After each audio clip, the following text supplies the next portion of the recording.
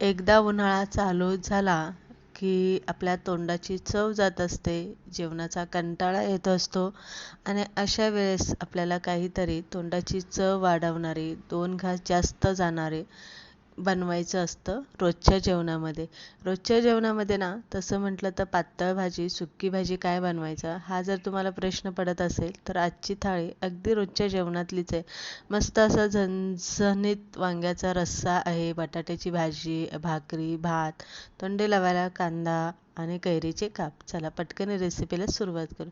साहित्य बघूया आपण. वांग्याचा रस्सा बनवण्यासाठी धने, जिरे, बडीशेप घेतलेले, पांढरे तीळ घेतलेले आणि खडा मसाला घेतलेला आहे. कांदा, टोमॅटो घेतलेले, आलं, लसूण, हिरवी मिरची, कोथिंबीर, कढीपत्ता आणि खोबऱ्याच्या किस मी इथे अर्धी वाटी घेतलेलं आहे. हे सगळं पहिलं आपल्याला भाजून घ्यायचं.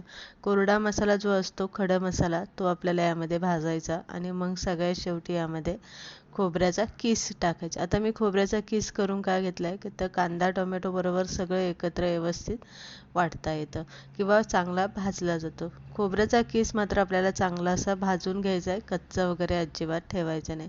भाजून झाला की मग आपल्याला कांदा टोमॅटो, आलं लसूण, हिरव्या मिरच्या, थोडंसं तेल घालायचं आहे, थोडंसं मीठ घालायचं आहे आणि हे सगळं आपल्याला इथे चांगलं परतून घ्यायचं आहे. जोपर्यंत मसाला जरासा कलर काळपट येत नाही, चांगला भाजला जात नाही, तोपर्यंत आपल्याला हे मसाले वाटून घ्यायचे. नंतर खडा मसाला सगळ्यात पहिला आपल्याला वाटून घ्यायचा, म्हणजे बारीक पावडर होते आणि नंतर यामध्ये कांदा टोमॅटो, आलं लसूण, हिरवी मिरची, थोडासा कढीपत्ता घाला, थोडीशी कोथिंबीर घाला, थोडंसं पाणी घाला आणि वाटून घ्या.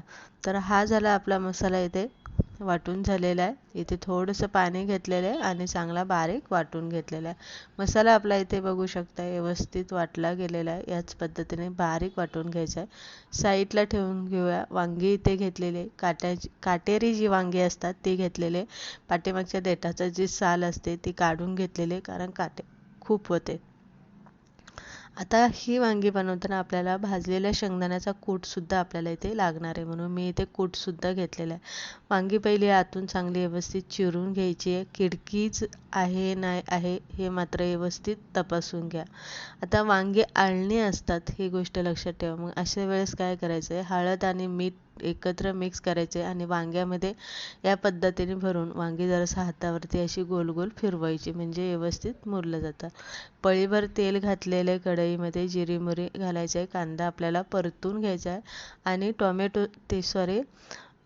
वांगीसुद्धा आपल्याला तेलामध्ये घालून चांगली परतून घ्यायची. आता मसाले घालायचे. नेहमीचे जे मसाले आपले भाजीला आपण वापरतो तेच मसाले इथे मी सगळे मसाले घालून घेतलेले. केलेलं वाटण आपल्याला यामध्ये घालायचं आहे आणि शेंगदाण्याचा कूट आपल्याला यामध्ये अर्धी वाटी घालून घ्यायचे. मीठ घालायचे, चवीप्रमाणे मीठ घाला.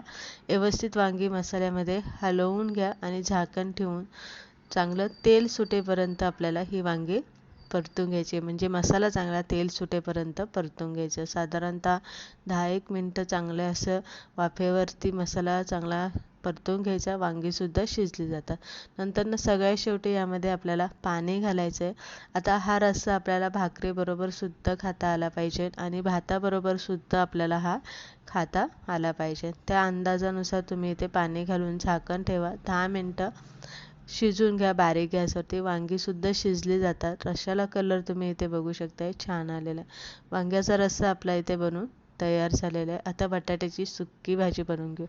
अर्धवट कचवट बटाटे मी इथे उकडून घेतले होते, ज्यामुळे भाजी चिकट होत नाही. कांदा बारीक चिरायचा आहे, कोथिंबीर, कढीपत्ता आणि हिरवी मिरची. 2 पळ्या तेल घालून जिरी मोहरी घाला. कांदा कढीपत्ता हिरवी मिरची घालून चांगला परतून घ्या. सगळ्यात पहिले हिरवी मिरची घाला, थोडीशी परता आणि मग कांदा घालून कांदा चांगला परतून घ्या. कांदा चांगला परतला की त्यामध्ये हळद हिंग घाला. बाकी कोणतेही मसाले आपल्याला ह्या भाजीला घालायचे नाही. फक्त पिवळी भाजी बनवते आपण, त्यामुळे एवढे साहित्य पुरेसे आहे.